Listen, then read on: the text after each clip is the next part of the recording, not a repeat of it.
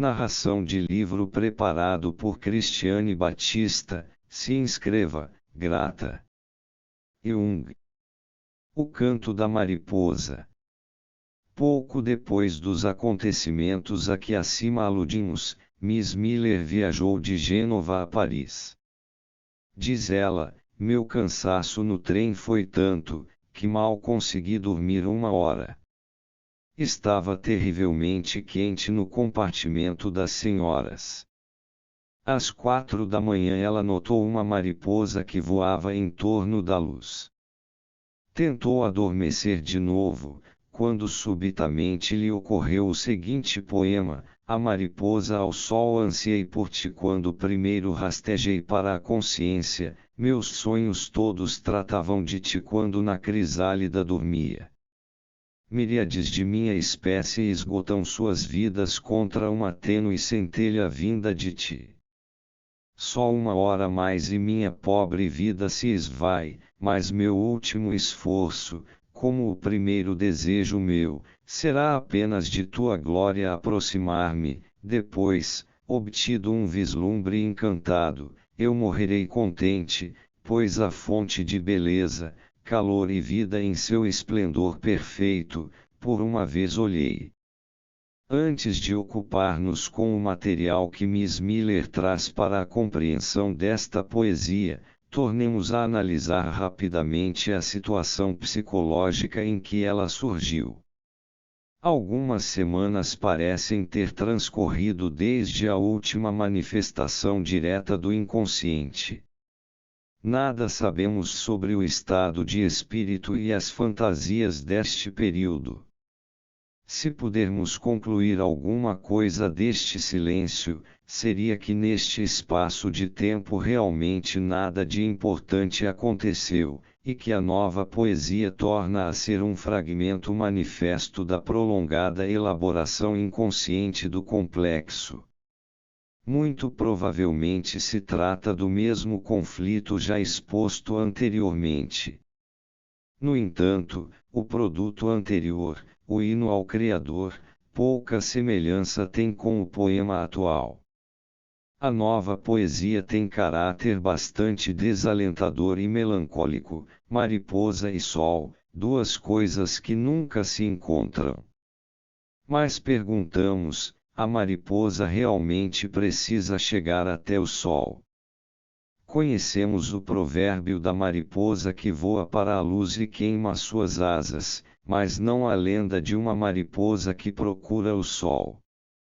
Ao que parece, misturam-se aqui duas coisas diferentes quanto ao sentido. Primeiro, a mariposa que voa em torno da luz até queimar-se, e depois a imagem de um ser pequeno e efêmero, talvez a efeméride que, em lamentável contraste com a eternidade dos astros, anseia pela luz imperecível. Este quadro lembra Fausto, vê como ao rubor crepuscular fulgem as choças e o verde que as cerca. Recua e cede, findo está o dia, para lá avança e desperta nova vida. Ó! Pudesse do solo erguer-me alguma asa, para seguir-lhe o curso sempre e sempre. Veria no fulgor do ocaso eterno a meus pés o mundo silencioso. Mas parece ir-se enfim o grande Deus, novo impulso, porém, em mim desperta, curo a beber sua luz eterna, à minha frente o dia, e atrás a noite, sobre mim o céu, aos pés o oceano. Um belo sonho, enquanto o sol se vai. As asas do espírito tão simplesmente não pode unir-se à asa corporal. Pouco depois Fausto vê o negro cão vagar por sementeiras e restolhais, o cão que é Satanás, o próprio tentador, em cujo fogo infernal Fausto queimará suas asas. Ao pensar que dedicava sua grande nostalgia à beleza do sol e da terra, ele abandonou-se e caiu nas mãos do maligno. Sim, ao belo sol desta terra, decidido, vira tuas costas. havia dito Fausto pouco antes, num reconhecimento correto da situação, pois a veneração da beleza da natureza conduz o cristão da Idade Média a pensamentos pagãos, que estão na mesma prontidão antagônica junto à sua religião consciente como a concorrência perigosa que outrora o mitraísmo fazia ao cristianismo. A nostalgia de Fausto tornou-se sua perdição. Seu anseio pelo além coerentemente o levará ao cansaço de viver e ele estava à beira do suicídio. O anseio pela beleza deste mundo tornou a levá-lo à perdição, à dúvida e à dor, até a morte trágica de Margarida. Seu erro foi deixar-se levar irrefreadamente num e noutro sentido pelo impulso da libido, como homem de grande e indomada paixão. Ele volta a retratar o conflito coletivo do início de nossa era, mas, o que é digno de nota, em ordem inversa. O já citado exemplo de Alípio mostra contra que forças de tentação Cristo teve de defender-se recorrendo à transcendência absoluta de sua fé. Aquela cultura teve que perecer porque a própria humanidade se insurgiu contra ela. Sabe-se que já antes da expansão do cristianismo uma estranha esperança de redenção se apoderara da humanidade. Um reflexo deste estado de ânimo é a ecloga de Virgílio: já se cumpriu o tempo do vaticínio de Cuma, já dos séculos o magno trajeto recomeça, retorna a serva sagrada e retorna o reino de Saturno, já do alto Olimpo nova geração aponta ao nascimento do Filho, a quem logo esta idade férrea cede, e áurea idade renasce sobre a terra. Casta Lucina, se propícia, já reina teu mano Apolo. Guia do ano, de violência e horrores vai-se agora o último vestígio, aliviados respiram os povos. Destino divino partilha a criança e olha os heróis caminhando na multidão bendita, eles mesmos o saudam amáveis. Quando rege o país pela força de seus pais pacificados. A volta para a ascese, em consequência da expansão do cristianismo, trouxe uma nova experiência para muitos, o monaquismo e o anacoretismo. Fausto faz o contrário. Para ele o ideal ascético é mortal. Ele luta por libertação e ganha a vida entregando-se ao diabo, mas com isto traz a morte para aquela que ele mais ama, Margarida. Ele foge da dor dedicando sua vida ao trabalho, e com isto salva muitas vidas. Seu duplo destino como redentor e anjo da morte já é insinuado antes. Wagner. Grande homem, que sentimento deve dar-te o preito desta multidão. Fausto. Assim, com infernais eletuários. Nestes montes, nestes vales. Causamos maiores males que a peste. A milhares dei eu próprio o veneno.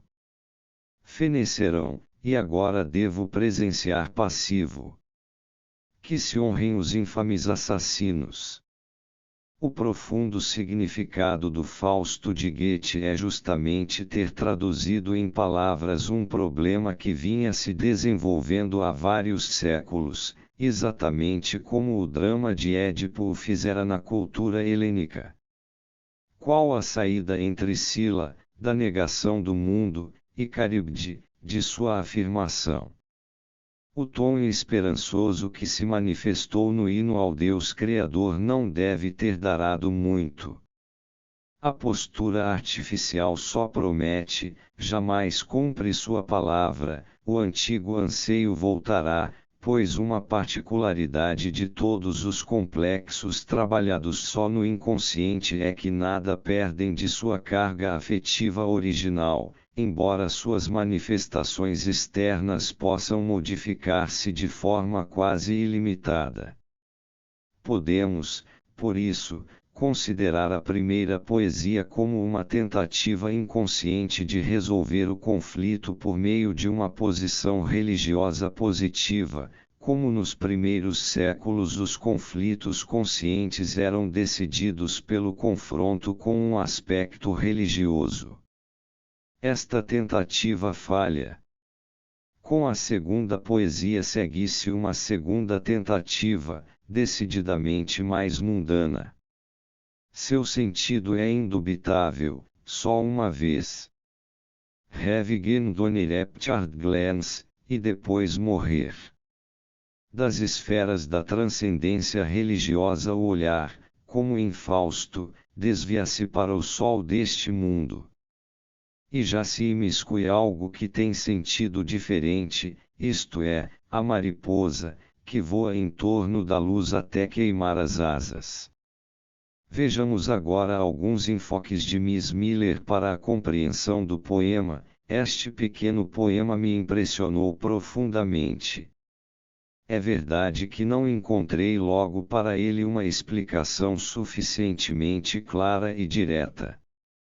Mas poucos dias depois, desejando ler para uma amiga um texto filosófico que eu lira em Berlim, no inverno anterior, e que me entusiasmara, deparei com as seguintes palavras: La meme aspiration passionnée de la mait vers elle et toile, de elle homme vers Dieu. Eu as tinha esquecido completamente, mas parecia bem claro que justamente estas palavras tinham reaparecido em minha poesia hipnagógica. Além disso, lembrei-me de um drama, visto há alguns anos, La Maite et la Flamme, como outra possível fonte do poema. Vê-se quantas vezes a expressão mariposa me foi inculcada. A impressão profunda que a poesia causou à autora significa que ela traduz um conteúdo anímico igualmente intenso. Na expressão aspiration passionnée encontramos o anseio apaixonado da mariposa pela estrela, do homem por Deus, quer dizer, a mariposa é a própria Miss Miller.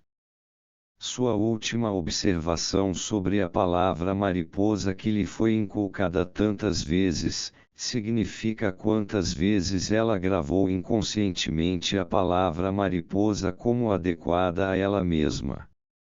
Seu anseio por Deus é semelhante ao anseio da mariposa pela estrela. O leitor deve estar lembrado que esta expressão já apareceu no material anterior, When the Morning Stars Sang Together, isto é, o oficial canta no convés durante a vigília. O anseio por Deus é semelhante ao anseio pela estrela cantante da manhã. No capítulo anterior mostramos que esta analogia era esperada sic parvis componere magna solebam, assim eu costumava comparar coisas grandes com pequenas. É humilhante, ou chocante, como queiram, que o anseio maior do homem, o único com que ele se torna verdadeiramente homem, esteja tão próximo à sua condição humano-subhumana. Por isso temos a tendência de negar esta relação, apesar dos fatos irrefutáveis. Um oficial com pele morena e bigode negro e a ideia religiosa mais sublime. Não queremos pôr em dúvida a incomensurabilidade destes dois objetos. Mas eles têm uma coisa em comum: ambos são objetos de um anseio amoroso e resta saber se a natureza do objeto modifica alguma coisa na natureza da libido, ou se nos dois casos não se trata do mesmo desejo, isto é, do mesmo processo emocional. Psicologicamente não está decidido para usarmos uma comparação banal se o apetite em si tem alguma coisa a ver com a natureza daquilo que se deseja. Externamente, por certo, importa que tipo de objeto é desejado, mas internamente o que realmente importa é o tipo do processo de desejar. Pois este pode ser instintivo, compulsivo, indomado, descontrolado, ávido, insensato, sensual, etc., ou sensato, ponderado, controlado, coordenado, harmonioso, ético, refletido, etc. Para a avaliação psicológica, este como é mais importante do que o que se duo fazem um idem, non est idem, se dois fazem a mesma coisa, não é a mesma coisa. O modo de apetecer é tão importante porque confere ao objeto a qualidade estética e moral do bom e do belo e com isto influencia profundamente nosso relacionamento com os outros e com o mundo. A natureza é bela porque eu a amo, e bom é tudo aquilo que meu sentimento considera bom. Os valores se originam sobretudo do tipo de reação subjetiva. Com isto não negamos a existência dos assim chamados valores objetivos. Mas estes são válidos graças a um consenso geral. No domínio de Eros torna-se bem claro quão pouco vale o objeto e quanto vale o ato subjetivo. Aparentemente Miss Miller pouco se interessou pelo oficial, o que é humanamente compreensível. Apesar disso, resultou deste relacionamento um efeito profundo e prolongado, que envolveu até Deus no problema. Os estados de ânimo que aparentemente nascem destes objetos tão diversos dificilmente procedem deles, e sim da vivência subjetiva do amor. Portanto, quando Miss Miller louva Deus ou o sol, ela na realidade se refere a seu amor, aquele instinto profundamente arraigado no âmago da natureza humana. O leitor há de lembrar-se que no capítulo anterior estabelecemos a seguinte cadeia de sinônimos: o cantor Deus do som, estrela cantante da manhã, criador Deus da luz, sol, fogo, amor. Com a mudança da impressão erótica do positivo para o negativo, surgem predominantemente símbolos de luz para o objeto. Na segunda poesia, onde o anseio ousa expor-se mais abertamente, surge até o sol. Como a libido se afastou do objeto concreto, seu objeto tornou-se psíquico, isto é, Deus. Mas psicologicamente Deus é o nome de um complexo de representações que se agrupam em torno de um sentimento muito forte. A tonalidade afetiva é o fator característico e ativo do complexo, ele representa uma tensão emocional que pode ser formulada energeticamente. Os atributos de luz e fogo mostram a intensidade da tonalidade afetiva e por isso são expressões da energia psíquica que se manifesta como libido. Quando se venera Deus, o sol ou o fogo, confronte com figura 13, venera-se diretamente a intensidade ou a força da libido, portanto o fenômeno da energia psíquica da libido. Toda força e todo fenômeno são uma certa forma de energia. Forma é imagem e maneira de aparecer. Ela exprime duas coisas: primeiro, a energia que nela se manifesta, e segundo, o mídia em que a energia aparece. Pode-se afirmar, por um lado, que a energia produz a sua própria imagem e, por outro lado, que o caráter do medium força a energia para dentro de uma determinada forma.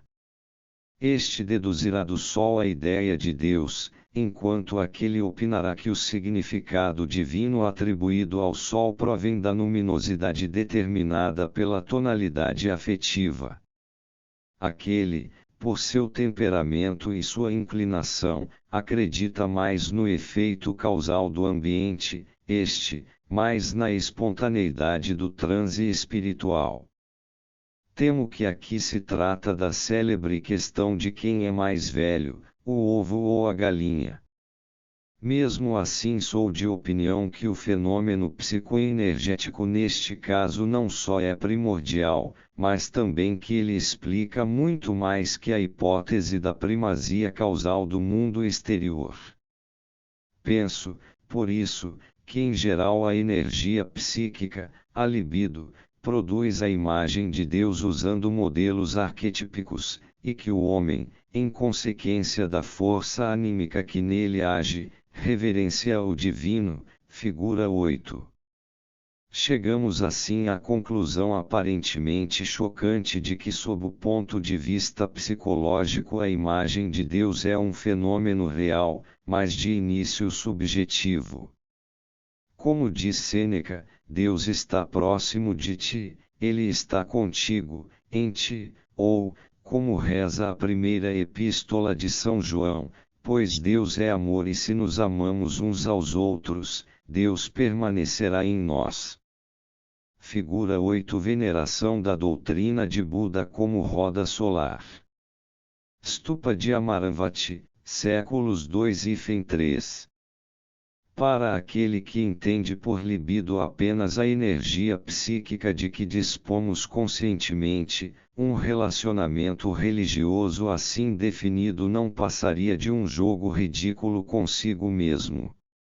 Trata-se, porém, da energia inerente ao arquétipo, isto é, ao inconsciente, e por isto não está à nossa disposição.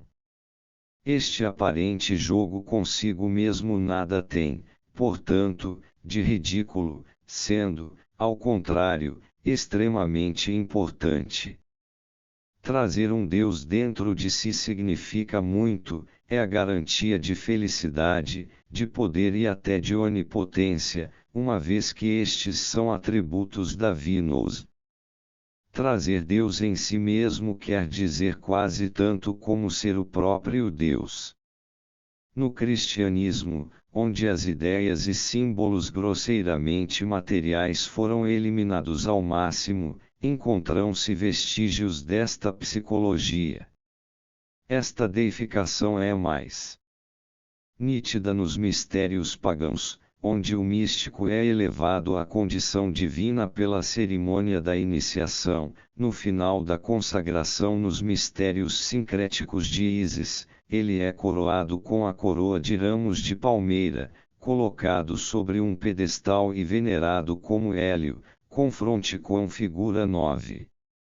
No papiro mágico editado por Dieterich como Liturgia de Mitra, palavra em grego do iniciado diz: eu sou uma estrela que convosco segue seu curso e resplandece das profundezas.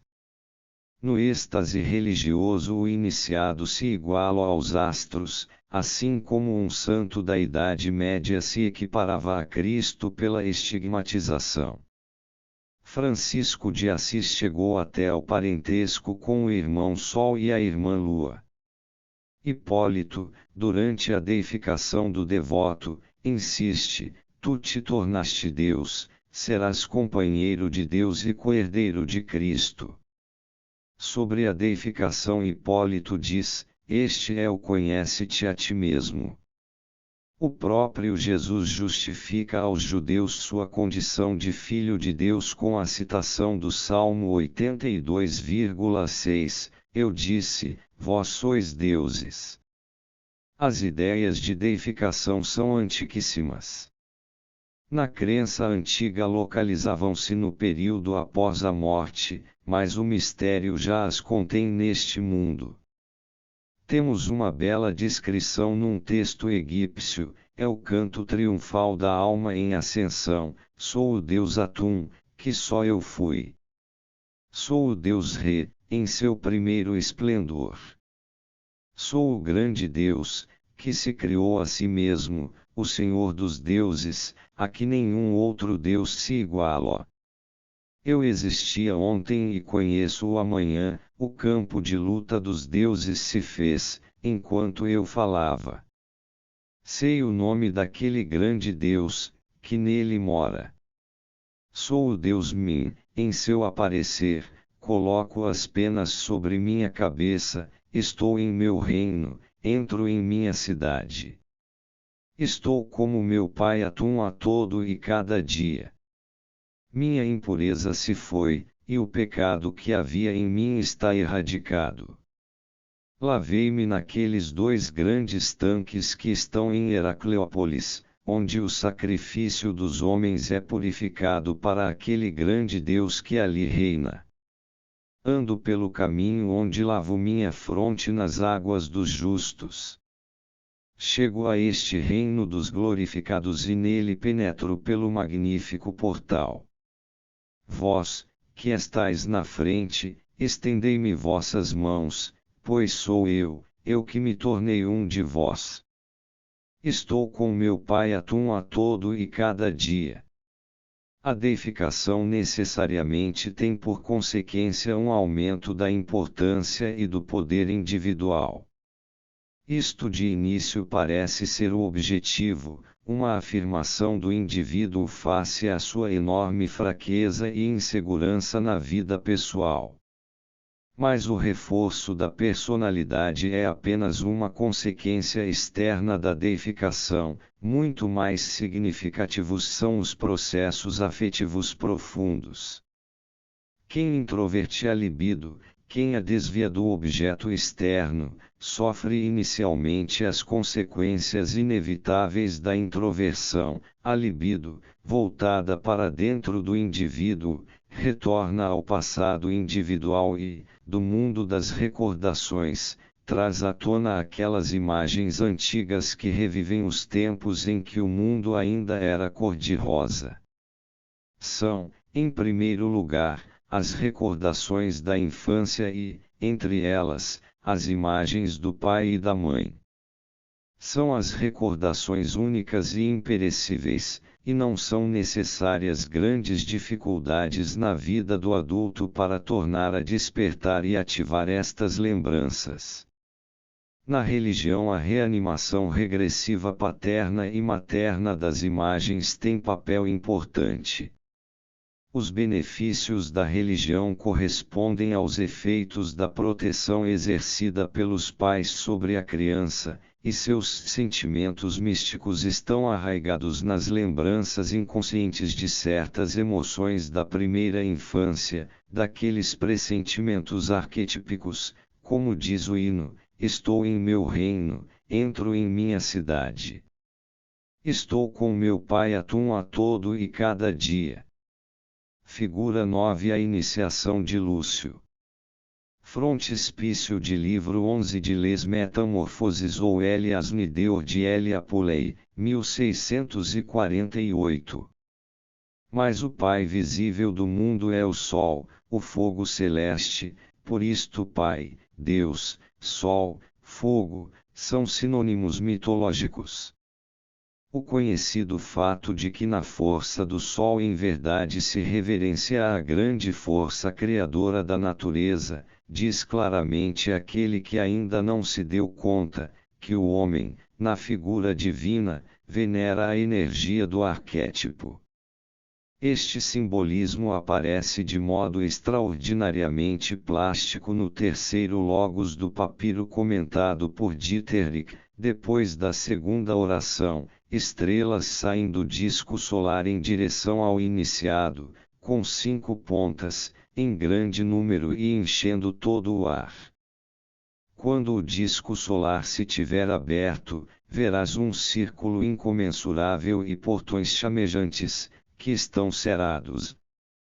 O iniciado diz a seguinte oração: ouve-me, escuta-me, tu que com o sopro do Espírito fechaste os ígneos palácios do céu, tu, biventrado, Senhor do fogo, Criador da luz, ignivomo, valoroso como o fogo, rebrilhante de espírito, prazeroso do fogo, esplendoroso, Senhor da luz, ígneo, doador de luz, semeador de fogo, retumbante de fogo, vivo em luz, redemoinho de fogo, estimulador de luz, relampejante, glória da luz, multiplicador da luz, candelabro de fogo, domador dos astros, etc. A invocação, como vemos, é quase inesgotável em atributos de luz e de fogo e, em sua redundância, só pode ser comparada com os adjetivos emorussos análogos do misticismo cristão.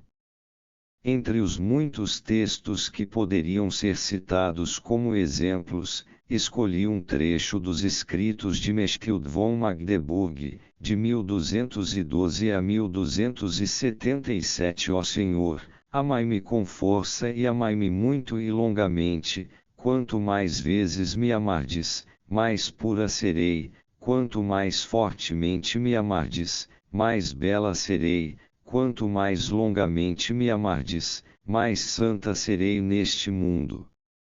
Deus responde: devo à minha natureza amar-te com frequência, pois eu próprio sou o amor, devo ao meu desejo amar-te fortemente, pois também eu desejo que me amem com ardor, devo à minha eternidade amar-te longamente, pois eu não tenho fim.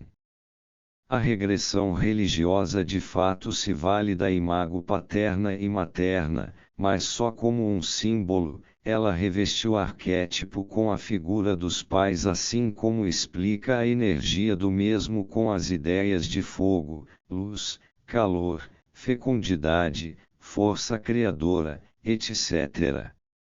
Na mística, o divino percebido interiormente muitas vezes é só luz ou sol, e é pouco ou nada personificado. Confronte com figura 10. Na liturgia de Mitra encontra-se uma passagem bem característica, pequeno trecho em grego. Hildegard von Bingen, de 1100 a 1178, se expressa do seguinte modo: mas a luz que eu vejo não é local, e sim muito e muito mais luminosa que a nuvem que sustenta o sol. Não posso distinguir a forma desta luz, assim como não posso ver o disco solar inteiro. Nesta luz, porém, de quando em quando e não frequentemente, eu vejo uma outra luz que me disseram ser a luz viva, e não sei dizer quando e de que modo eu a vejo. E quando a contemplo, sinto-me aliviada de toda a tristeza e de todo o sofrimento, e tomo então as atitudes de uma cândida donzela e não de uma velha senhora. Simeão o Novo Teólogo, 9701040, diz o seguinte: minha língua carece de palavras e o que acontece em mim meu espírito vê, mas não explica. Ele vê o invisível, o despojado de qualquer forma, totalmente uno, não composto, e infinito em tamanho. Pois ele não vê qualquer começo, nenhum fim ele vê, e está inteiramente ciente de nenhum meio, e não sabe como dizer o que vê. Um todo aparece, penso eu, e não em sua própria essência, mas através de uma participação.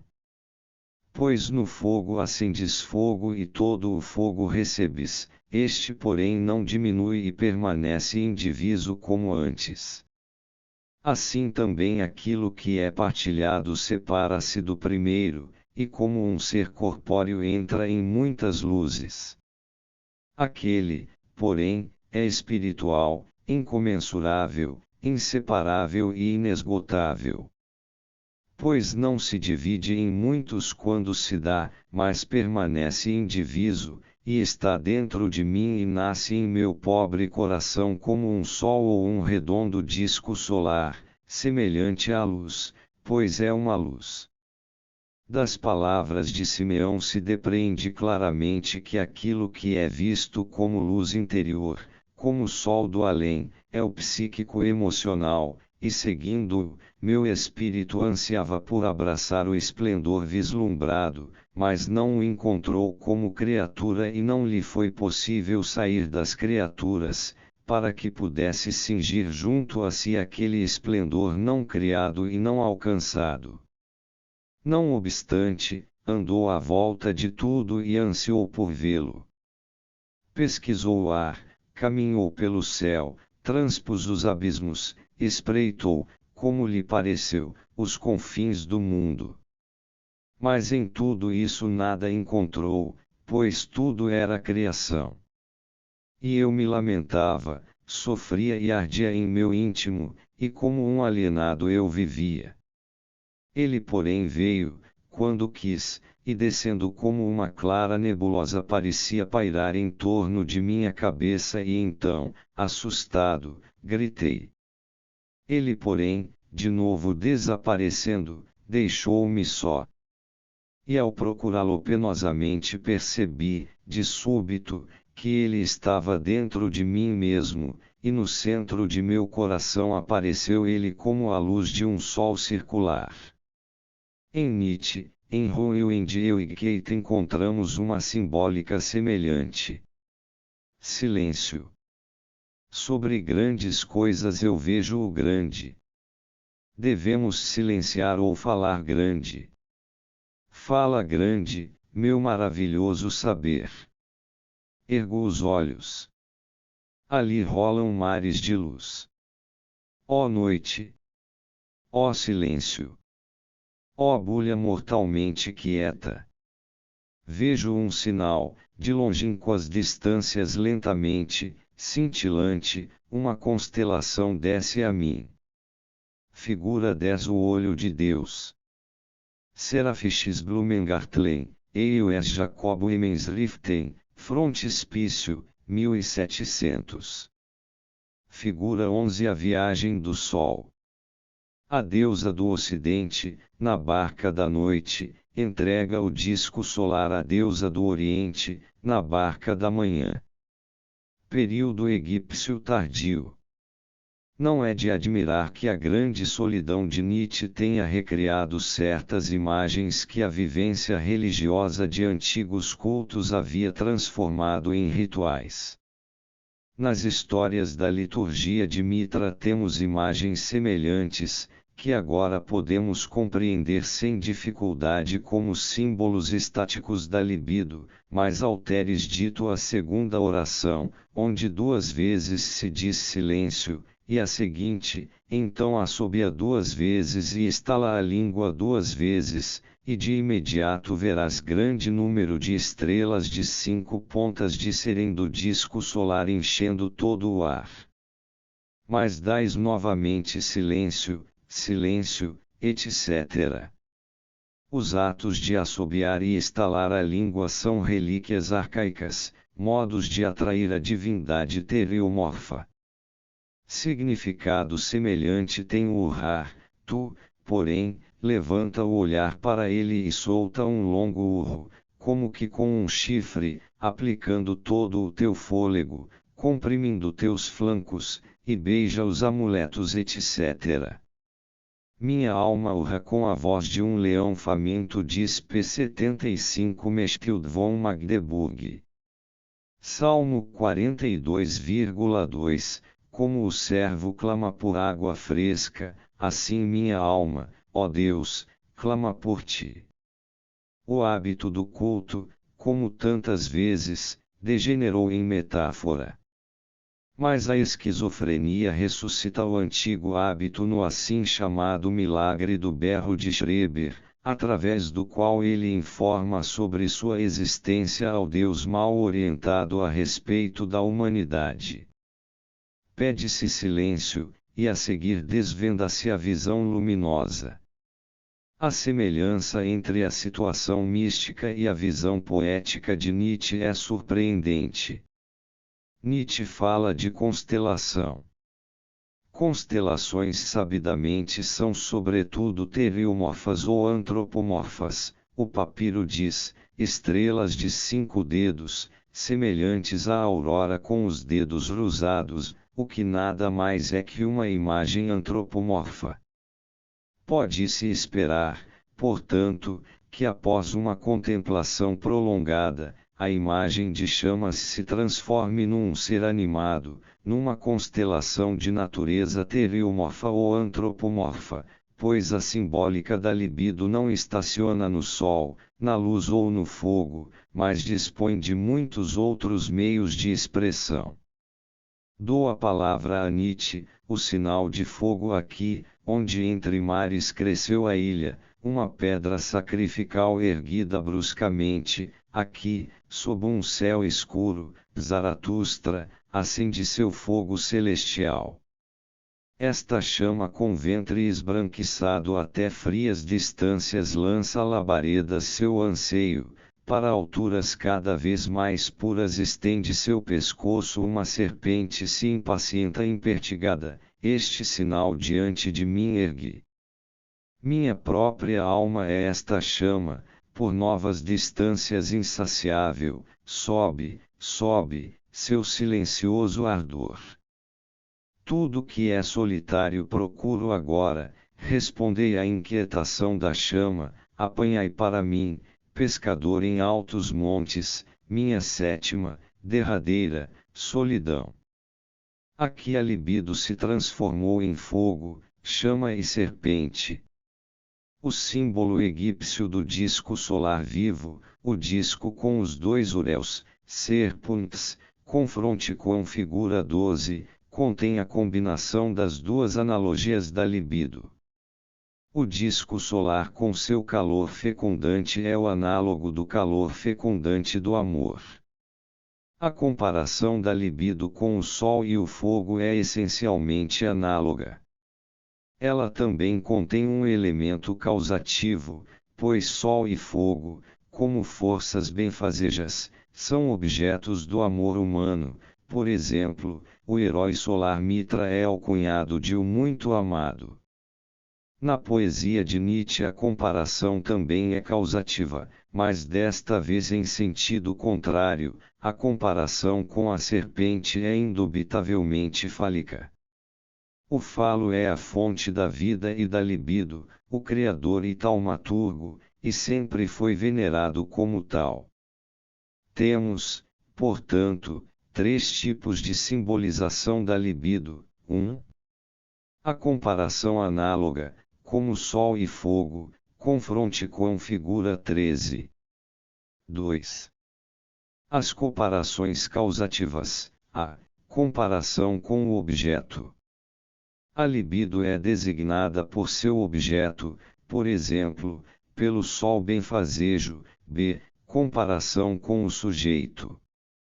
A libido é designada por seu instrumento ou pelo análogo deste, por exemplo, pelo falo ou pela serpente, seu análogo. Figura 12. O disco solar alado. Trono de Tutankhamon, século XIV a.C.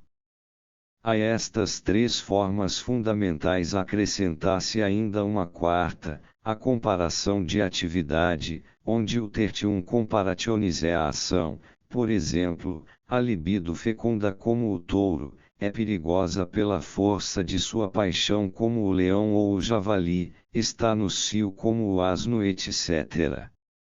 Estas comparações significam igual número de possibilidades de símbolos, e por esta razão todos os símbolos, infinitamente diferentes, enquanto imagens da libido podem ser reduzidos a uma raiz muito simples, justamente a libido e as suas propriedades. Esta redução e simplificação psicológica corresponde ao esforço histórico das civilizações de unir e simplificar sincreticamente o infinito número de deuses. Já encontramos esta tentativa no Egito Antigo, onde o incrível politeísmo dos diferentes demônios locais finalmente tornou necessária uma simplificação.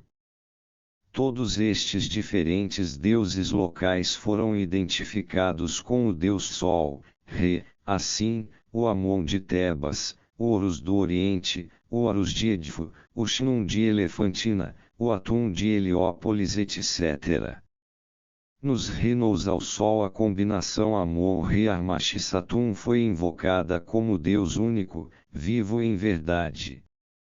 Amenhotep IV, 18ª dinastia, foi mais longe neste sentido, ele substituiu todos os deuses existentes até então pelo grande e vivo disco solar, cujo título oficial era, o Sol que domina os dois horizontes, o que no horizonte exulta em seu nome, esplendor que está no disco solar.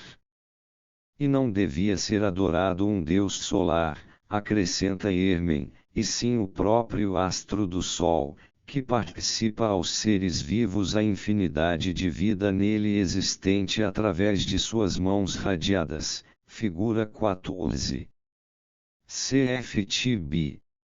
Figuras 2 e 16. Figura 13 Ídolo solar germânico.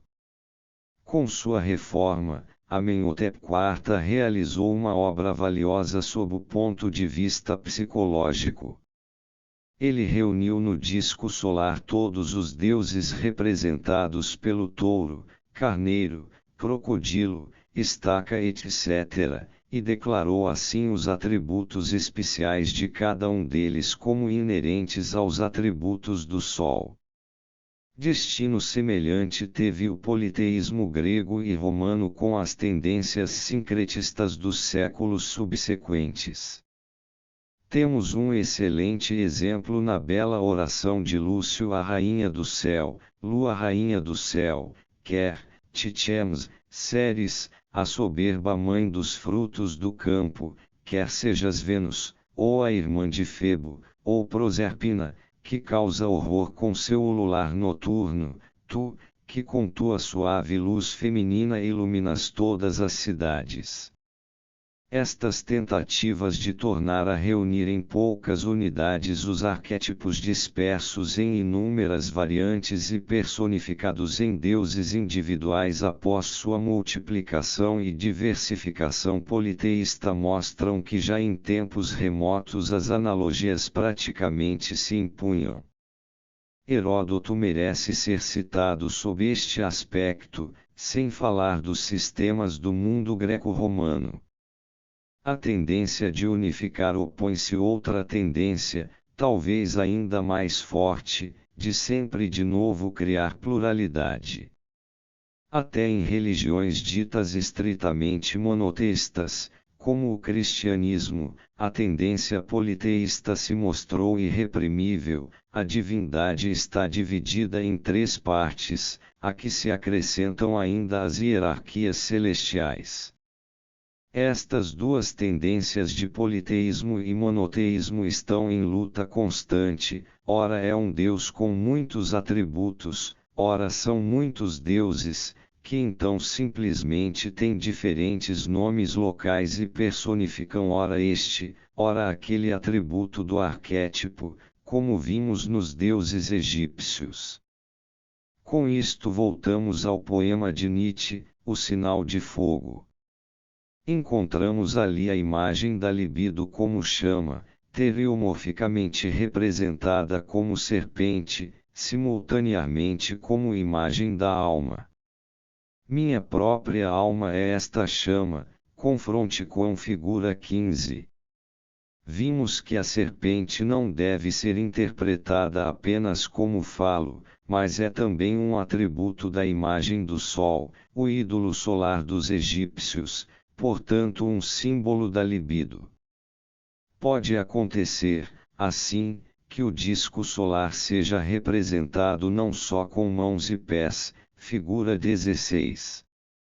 CFTB. Figura 2, mas também com um falo. Encontramos a prova disto numa estranha poesia da liturgia de Mitra. Será visível também o assim chamado tubo, a origem do vento no cumprimento de sua função. Pois verás como que um tubo pendendo do disco solar. Figura 14 O Sol gerador de vida. Amenhotep IV assentado em seu trono. Relevo egípcio. Figura 15 A serpente de Mercúrio. Dragão, serpente, salamandra na alquimia são símbolos do processo de transformação psíquica. Baixo 100, Elementachemiae, 1718. Esta curiosa visão de um tubo pendendo do disco solar seria estranha num texto religioso, como o da liturgia de Mitra, se o tubo não tivesse significado fálico. O tubo é o lugar de origem do vento. Este atributo à primeira vista não tem significado fálico. Mas devemos lembrar que o vento, assim como o sol, é fecundador e criador. Um pintor da Idade Média alemã representa a concepção do seguinte modo: um tubo ou cano desce do céu e penetra por baixo da saia de Maria, dentro do tubo voa o Espírito Santo em forma de pomba, para a fecundação da Mãe de Deus. Confronte com figura 17 e também figura 4. Figura 16 As mãos do sol. Relevo, Spitalkirche, Tübingen. Num doente mental observei a seguinte alucinação: o doente vê no sol um membro ereto. Quando balança a cabeça para um e outro lado, o pênis solar também oscila numa e noutra direção, e daí se origina o vento. Não consegui compreender esta estranha alucinação até vir a conhecer as visões da liturgia de Mitra. A alucinação, ao que me parece, também elucida um trecho bastante obscuro do texto, que vem imediatamente em seguida ao anteriormente citado, trecho em grego. Dieterich traduz, e para as regiões do Ocidente, como infinito vento oriental, quando o outro tem destinação para as regiões do Oriente, igualmente verás a conversão da vista para as regiões daquele. Mid traduz, Enditord deridians westward, as doituera infinitis toind. Batf de Adarwind, tord deridians of the east, should be in service, in the like fashion shalt thou see, tord deridians of that side, the converse of the site. Palavra em grego, é a visão, aquilo que é visto. Palavra em grego, significa a rigor levar embora, tirar. O sentido, portanto, poderia ser: de acordo com a direção do vento, a visão é levada ou voltada ora para cá, ora para lá. O palavra em grego é o tubo, o lugar de origem do vento, que oscila ora para o oeste, ora para o leste, e talvez produza o vento correspondente. A visão do doente coincide extraordinariamente com este movimento do tubo. Este estranho caso deu-me oportunidade para certas pesquisas em doentes mentais negros. Pude convencer-me, nesta ocasião, que o conhecido tema do Ixion na roda solar, confronte com figura 90, ocorreu no sonho de um negro inculto. Esta e algumas outras experiências semelhantes foram suficientes para orientar-me: não se trata de uma hereditariedade característica de uma determinada raça, mas de uma propriedade humana geral. Também não se trata, em hipótese alguma, de ideias herdadas, mas de uma predisposição funcional para produzir ideias iguais ou semelhantes. Mais tarde denominei esta predisposição de arquétipo. Figura 17 Obumbratil Mariae. Tapeçaria renana, fim do século XV. Os diferentes atributos do Sol aparecem sucessivamente na liturgia de Mitra. Depois da visão de Hélio aparecem 7 virgens com cabeça de serpente e 7 deuses com cabeça de touro preto. A virgem é facilmente compreendida como comparação e causa da libido. A serpente no paraíso geralmente é imaginada como feminina, como o princípio sedutor na mulher, também representado como feminino por artistas antigos. Confronte com figura 18. Semelhantemente, na antiguidade a serpente se tornou o símbolo da terra, que por sua vez sempre foi concebida como feminina. O touro é um símbolo conhecido de fecundidade. Os deuses touros na liturgia de Mitra são chamados pequeno trecho em grego, guardiães do eixo da terra, que invertem o eixo do círculo do céu. Mitra possui o mesmo atributo, sendo ora o próprio Sol Invictus, ora o companheiro e senhor de Hélio. Confronte com figura 43 e 77 traz na mão direita a constelação da Herça, que movimenta o céu e o faz retornar. Os deuses com cabeça de touro, também, jovens sagrados e fortes, como o próprio Mitra, que recebeu o qualificativo de o jovem, são apenas desdobramentos atributivos da mesma divindade. O deus principal da liturgia de Mitra subdivide-se em Mitra e Hélio, confronte com figura 19, cujos atributos são muito semelhantes aos de Hélio. Verás um deus jovem, belo, com fogosos cabelos anelados, vestindo hábito branco e manto escarlate, com uma grinalda de fogo, aos de Mitra. Verás Deus onipotente, com semblante iluminado, jovem, com cabelos dourados, em hábito branco e grinalda dourada, pantalonas largas, segurando na mão direita a espada dourada de um touro que é a constelação da Herça, aquela que move e faz retroceder o céu, peregrinando de hora em hora para cima e para baixo, e então verás sair raios de seus olhos e estrelas de seu corpo. Se considerarmos ouro e fogo como semelhantes em sua essência, há grande analogia entre os atributos dos dois deuses. As visões do Apocalipse de São João Evangelista, provavelmente não muito mais antigas, merecem ser acrescentadas a estas imagens místico-pagãs. Virei-me para ver quem falava comigo. Ao virar-me, vi 7 candelabros de ouro. No meio alguém semelhante a um filho de homem, vestido de túnica longa até os pés e com o peito cingido por um cinturão de ouro. A cabeça e os cabelos eram brancos como lã branca e como a neve. Os olhos eram como chamas de fogo. Os pés semelhantes ao bronze incandescente no forno, e a voz, como a voz de muitas águas. Na mão direita tinha 7 estrelas e da boca saía uma espada afiada de 2 gumes. O aspecto do rosto era como o sol, quando resplandece em toda a sua plenitude, APL 12S. Figura 18 A sedução de Eva. Zaine, Speculum Rumen Salvationis. Augsburgo, 1470. Olhei e eis uma nuvem branca e alguém como um filho de homem, sentado sobre a nuvem com uma coroa de ouro pequeno trecho em grego, na cabeça e uma foice afiada na mão, AP 14,14. Seus olhos são como chamas de fogo, traz na cabeça muitos diademas. Está vestido com um manto tinto de sangue. Seguem-no os exércitos celestes em cavalos brancos, vestidos de linho puro.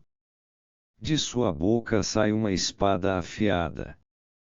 AP 1912S. Não é necessário supor que exista uma dependência direta entre o Apocalipse e as ideias de Mitra. As visões dos dois textos emanam de uma fonte que não jorra apenas em um único ponto, mas brota no espírito de muitos homens. Os símbolos que dela procedem são por demais típicos para pertencerem a um só indivíduo. Menciono estas imagens para mostrar como a simbólica da luz se desenvolveu gradativamente, com o crescente aprofundamento da visão, até constituir a imagem do herói solar, do muito amado. Estes fenômenos visionários constituem as raízes psicológicas das coroações solares nos mistérios, confronte com figura 9 assim como Apuleio, Metamorfoses, Liber 11. Seu ritual é a vivência religiosa entorpecida em forma de liturgia, que, devido à sua legitimidade, transformou-se em forma exterior aceita por todos. Compreende-se, assim, que a Igreja antiga por um lado tivesse um relacionamento especial com Cristo como Sol Navas e, por outro lado, encontrasse certa dificuldade em defender-se contra o símbolo pagão. Já Filon de Alexandria viu no Sol a imagem do Logos divino ou da divindade em geral. Num hino ambrosiano, Cristo é invocado, o Sol Salutis, etc. Na época de Marco Aurélio, Melital em sua obra, Palavra em grego, chamava Cristo de Sol do Oriente, como o Sol único ele subiu ao céu. Mais nítida ainda é uma passagem do Pseudo-Cipriano, ó, quão bela e divinamente, se confirma a previsão do Senhor, pois no exato dia em que o Sol foi criado, Cristo nasceu, a 28 de março, uma quarta-feira. Por isso, com razão o profeta Malaquias pôde dizer ao povo, 4,2 Nascerá para vós o sol da justiça e estará a salvação sob as suas asas. É ele o sol da justiça em cujas asas apareceu a salvação. Figura 19 O Filho do Homem entre os 7 candelabros. Comentário de Betos, segunda metade do século XII. Num trabalho atribuído a João Crisóstomo de Solstites e a Equinoctias, lemos, mas também o Senhor nasceu no inverno, no dia 24 e 25 de dezembro, quando se espremem as oulivas maduras para se obter a unção, o óleo para ungir, mas chamam-no também o dia do nascimento do invicto. Quem, no entanto, é tão completamente invicto quanto nosso Senhor, que subjugou e venceu a morte. Ou, quando dizem ser o dia do nascimento do sol, é então o próprio sol da justiça, de que falou o profeta Malaquias. O Senhor da luz e da noite, o Criador e Ordenador, que o profeta denominou sol da justiça. Segundo o testemunho de Eusébio de Alexandria, os cristãos também participavam do culto ao sol nascente, que se estendeu até o século V, ai daqueles que se prostram diante do sol e diante da lua e dos astros.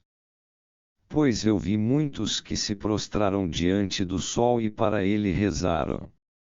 Já ao nascer do sol oferecem suas orações, com as palavras, tende piedade de nós, e não só os heliolatrais e hereges o fazem, mas também os cristãos, esquecendo sua fé, juntam-se aos gentios.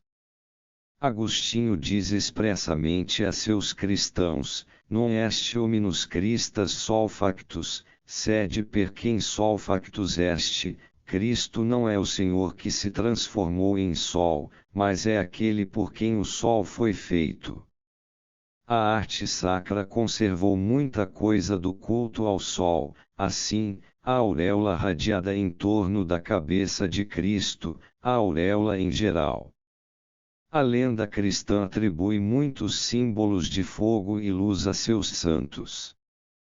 Assim, os 12 apóstolos foram comparados com os 12 signos do zodíaco e por isso representados com uma estrela sobre a cabeça. Não é de admirar que os gentios considerassem o sol como o Deus dos cristãos, conforme relata Tertuliano. Nos maniqueus era realmente o sol. Um dos monumentos mais estranhos desta esfera, onde se misturam elementos gentios asiáticos, helenísticos e cristãos, é a trecho em grego, editada por Oirte, um livro de fábulas que traz profundas revelações sobre a simbólica sincretista. Ali encontramos a seguinte dedicatória mágica, trecho em grego. Em certas regiões da Armênia ainda hoje os cristãos pedem ao sol nascente que repouse o seu pé sobre a face daquele que está rezando. Figura 20 Mitra com a adaga e a tocha. Relevo romano. Sob o símbolo de mariposa e sol penetramos nas profundezas históricas da alma e deparamos com um ídolo soterrado do herói solar jovem, belo, com cachos dourados e com coroa radiada que, eternamente inacessível aos mortais, vaga em torno da terra e faz a noite suceder ao dia, o inverno vir depois do verão, a morte depois da vida e renasce com novo esplendor, iluminando gerações. A ele se dirige a nostalgia da sonhadora, que procura ocultar-se na mariposa.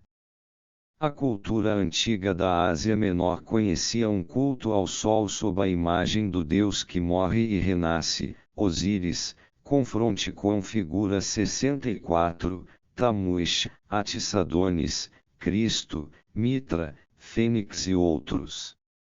No fogo era venerada não só a força benfazeja, mas também a força destruidora. As forças da natureza sempre têm dois lados, como já vimos no Deus de Jó. Este fato faz-nos voltar à poesia de Miss Miller. Suas reminiscências comprovam nossa suspeita inicial de ser a imagem da mariposa e do sol uma poetização de duas imagens, uma das quais acabamos de descrever, a outra é a mariposa e a chama. Como título de uma peça de teatro, sobre cujo conteúdo a autora nada nos revela, mariposa e sol provavelmente têm o conhecido sentido do esvoaçar em torno do fogo da paixão até queimar as asas. O desejo apaixonado tem dois lados, é a força que tudo exalta e, sob determinadas circunstâncias, também tudo destrói. É compreensível assim que um desejo ardente já venha em si acompanhado de medo, ou que seja seguido ou anunciado por medo. A paixão acarreta destinos e com isso cria situações irrevogáveis. Impele a roda do tempo para a frente e imprime na memória um passado irreparável. O medo do destino é por demais compreensível, ele é imprevisível e ilimitado, encerra perigos desconhecidos, e a hesitação do neurótico em tentar a vida explica-se facilmente pelo desejo de ficar de lado, para não ser envolvido na perigosa luta.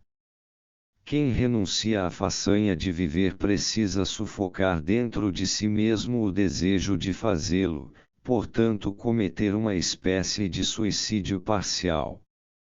Isto explica as fantasias de morte que frequentemente acompanham a renúncia ao desejo. Na poesia, Miss Miller já expôs estas fantasias e acrescenta ainda o seguinte: eu havia lido uma antologia das obras de Byron, que muito me agradaram e me ficaram na memória. Aliás, o ritmo de meus dois últimos versos, For e The Source, é muito semelhante àquele de dois versos de Byron, Now let me dias I have lived in face nor tremble today you never should quake. Agora como vivi, em fé deixai-me morrer, e ainda que se abale o universo não me deixeis tremer. Figura 21 Sol alado com a lua e a árvore da vida. Relevo hitita. Esta reminiscência, com a qual se encerra a série de lembranças, confirma as fantasias de morte cansa quanto à renúncia. A citação é de uma poesia inacabada de Byron, Heaven and Earth, o que Miss Miller não diz. O trecho todo é o seguinte: bendito seja Deus pelo que passou, pelo que é, pois de tudo que é ou foi, é Senhor. Tempo, espaço, eternidade, vida, morte, o vasto conhecido e o imensurável desconhecido, ele fez, e pode desfazer. E devo eu, por um leve sopro, gemer e blasfemar. Não, como vivi, em fé, deixai-me morrer, e ainda que se abale o universo, não me deixeis tremer. As palavras estão contidas numa espécie de glorificação ou oração, dita por um mortal que se encontra em fuga desesperada diante do dilúvio crescente. Com sua citação, Miss Miller se coloca na mesma situação, deixa entrever que seu estado emocional de desespero é comparável ao dos infelizes que se viam ameaçados pelas águas crescentes do dilúvio. Com isto ela nos abre uma janela para os obscuros motivos de sua nostalgia pelo herói solar. Vemos que sua nostalgia é inútil, pois ela é uma mortal, só brevemente erguida para a luz por uma nostalgia imensa, e depois abandonada à morte, ou melhor, impelida por uma angústia mortal, como os homens do dilúvio, e apesar da luta desesperada inexoravelmente à mercê da destruição. Esta situação lembra vivamente a cena final de Cyrano de Bergerac. Figura 22 Serpente representando a trajetória da Lua. Marco miliário assírio de Susa. Cyrano. Ó. Mas, uma vez que ela está a caminho, eu a esperarei de pé, espada na mão. Que dizes? É inútil. Eu sei. Mas não se luta na esperança de vencer. Não? Não?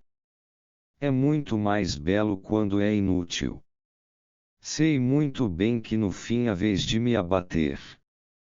Sua esperança humana é inútil, pois ela almeja o divino, o muito amado, venerado na imagem do sol. O material de que dispomos não permite afirmar que se trata aqui de uma decisão ou escolha consciente. Ao contrário, Miss Miller se vê diante do fato de o lugar do cantor ter sido ocupado por um herói divino sem sua intervenção. Persiste a interrogação se com isto aconteceu alguma coisa de favorável ou desfavorável. O Revenge Ars de Byron é um mistério baseado na passagem seguinte do Gênesis: vendo os filhos de Deus que as filhas dos homens eram formosas, tomaram por suas mulheres as que, dentre todas, lhes agradaram. Além disso, como outro tema de sua poesia, Byron apõe à mesma a seguinte passagem de Coleridge: "And women wailing for her demon lover", e mulher pranteando por seu amante demônio. A poesia de Byron combina dois grandes acontecimentos, um psicológico e um telúrico: a paixão que derruba todas as barreiras, de um lado, e os temores das forças desenfreadas da natureza, de outro lado. Os anjos Samiasa e Azaziel apaixonam-se pecaminosamente pelas belas filhas de Caim, Ana e Aulibama, e rompem assim a barreira erguida entre mortais e imortais. Revoltam-se contra Deus, como outrora Lúcifer, e o arcanjo Rafael ergue sua voz admoestadoramente, mas no homem a sua voz ouviu, e vós, a da mulher quão bela é, da serpente a voz menos sutil que os beijos seus. Conquistou a serpente pó apenas, mas ela, rostos do céu atrairá à terra, para a lei dos céus quebrar. O poder de Deus está ameaçado pela tentação da paixão, uma segunda rebelião dos anjos ameaça o céu. Traduzindo esta projeção para a esfera psíquica, de onde, aliás, ela veio, teremos o poder do bom e do sensato, que regem o mundo através de sábios regulamentos, está ameaçado pelo elementar e caótico poder da paixão. Por isto a paixão deve ser exterminada. Isto quer dizer, em projeção mitológica, a geração de Caim e todo o mundo pecaminoso devem ser destruídos radicalmente por meio do dilúvio. Esta é a consequência necessária da paixão que derrubou todas as barreiras. Ela é como o mar que quebrou seus diques, como as águas das profundezas, como as chuvas torrenciais que foram as geradoras, as fecundadoras, as mães, como diz a mitologia hindu. Agora, abandonam seus limites naturais e crescem até cobrir os campos das montanhas e tragar tudo o que é vivo. Como força transcendente da consciência, a libido se presta tanto ao palavra em grego, ao bom Deus, como ao diabo. Portanto, se o mal pudesse ser destruído, o divino ou demoníaco em geral sofreria uma perda grave, seria uma amputação no corpo da divindade. Isto se manifesta no lamento de Rafael sobre os dois rebeldes Samiasa e Azaziel, porque este mundo não pode ser criado nem destruído, sem causar um vazio tão imenso nas fileiras imortais. A paixão eleva o homem não só acima de si mesmo, mas também acima dos limites de sua condição de mortal e mundano e, ao elevá-lo, ela o destrói.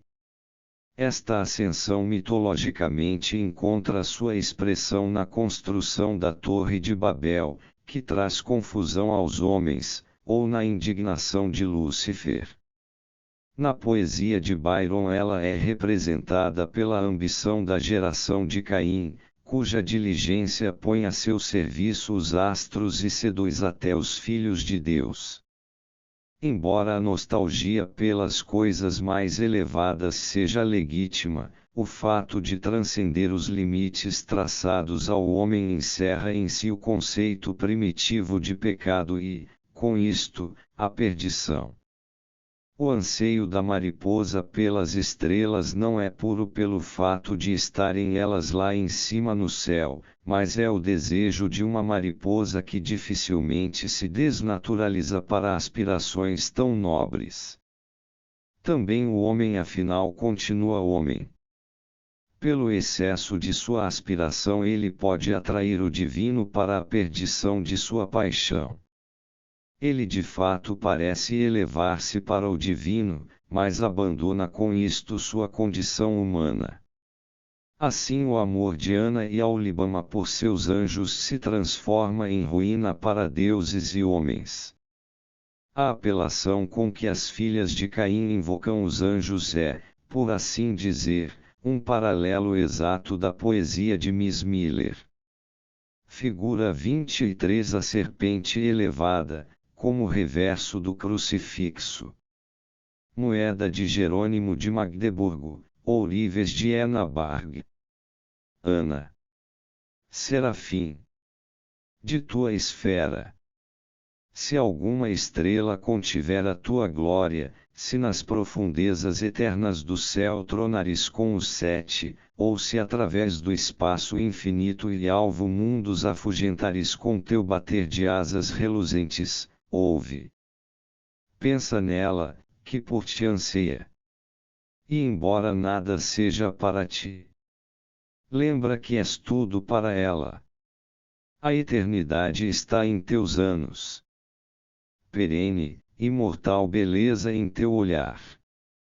Não pudes simpatizar comigo, exceto no amor, e ali reconhecer tu dives, que jamais pó, de tanto amor, sob estes céus chorou. Caminhaste por teus muitos mundos. Viste a face daquele que te fez grande, assim como fez de mim uma das últimas expulsas dos portais do Éden. No entanto, Serafim, imploro. Ouve. Pois me amaste, e morrer não posso. Enquanto não souber o que, sabendo, morrerei, que em tua eternidade esqueceste aquela cujo amor não aplaca nem mesmo a morte, imortal essência que tu és. Grande é o amor dos que amam em pecado e medo e pecado sinto em meu coração, guerra inútil travão, alma adamita perdoa meu serafim, que tal pensamento ocorra. Pois a dor é nosso elemento. A hora se aproxima. que me diz não estarmos tão abandonados. Aparece. Aparece. Serafim. Azaziel meu. Vem. E deixa as estrelas entregues à sua própria luz. Aulibama. Eu te chamo, por ti espero, e te amo. Embora feita de barro. E tu de raios. Mais claros que a luz do dia. Nas fontes do Éden. Tua imortalidade retribuir não poderia. Amor mais forte que o meu. Amor. Há uma luz em mim que, embora ainda proibida, eu sinto foi acessa na luz de teu Deus e na tua. Pode ocultar-se longamente, morte e destruição nossa mãe Eva nos legou, mas meu coração as desafia. Se esta vida deve findar um dia, é esta uma razão para um do outro partir. Tudo partilho, até imortal dor. Pois se tu comigo a vida partilhaste, como recuaria diante de tua eternidade? Não? Ainda que a serpente me picasse, e que tu mesmo a serpente fossas, se enroscando em mim, eu sorriria, sem acusar-te, em quem te abraço. Apenas te amaria. Mas desce e prova de uma mortal o amor por um imortal. Figura 24. A sensualidade. Pintura de Franz Stuck, de 1863 a 1928. O aparecimento dos dois anjos que se segue a esta invocação é, como sempre, uma resplandecente visão de luz. Aulibama, as nuvens de sua plumagem rompem como se trouxessem a luz da manhã. Ana. Se nosso pai visse tal esplendor, Aulibama pensaria apenas que era a lua, nascendo, por algum ato de magia, uma hora antes do que deveria. Ana. Vê. Todo o ocidente iluminarão. Como um renovado pôr do sol, vê. Sobre a crista tardia do Ierareta. Um arco multicolorido. Remanescente de sua esplendorosa trilha. Agora brilha. Diante desta colorida visão de luz, onde as duas mulheres são inteiramente nostalgia e esperança, Ana usa uma comparação carregada de presságios, que subitamente volta a contemplar o tremendo abismo do qual, por um momento, emerge a assustadora natureza teriomorfa do suave Deus de luz, e agora, eis que, a noite voltou como a borbulhante espuma que Leviatã levanta de sua insondável morada, ao brincar sobre as calmas vagas, submergindo logo após lançar-se para o alto, ao fundo, até onde dormem as fontes do oceano. Lembramo-nos deste peso enorme na balança dos direitos de Deus sobre o homem Jó. Onde estão as profundas fontes do oceano, ali mora Leviatã, dali brota a maré destruidora, o mar da paixão. A sensação asfixiante, opressora, do despertar do instinto aparece projetada como maré em ascensão que destrói tudo o que é vivo, para, a partir desta destruição, fazer nascer uma nova e melhor criação. Jafé, a vontade eterna há de solucionar condigna do sonho do bem e do mal o enigma, espiar em si todos os tempos, as coisas todas, reuni-las sob suas asas pudaruças, abolindo o inferno. E da terra redimida restaurar a beleza primitiva. Espíritos. E quando acontecerá este miraculoso encanto? Jafé. Quando o Redentor vier, primeiro em pranto, e depois em glória. Espíritos. novos tempos, novos climas, novas artes, novos homens, mais antigo pranto, antigos crimes, a mais antiga desgraça, sob várias formas estarão em vossa raça. As mesmas tempestades morais o futuro tragarão, tal qual as vagas soltas submergem em instantes as sepultaras dos gloriosos gigantes. As visões proféticas de Jafé devem ser explicadas primeiramente na fase do sujeito. Com a morte da mariposa na luz o perigo por esta vez passou, mas com isto o problema não está resolvido. O conflito recomeça, mas é promessa no ar, um presságio do muito amado que acende para o sol do meio-dia e torna a mergulhar na noite e no frio, um Deus de morte prematura ao qual desde tempos imemoriais se prendem esperanças de renovação e eternidade.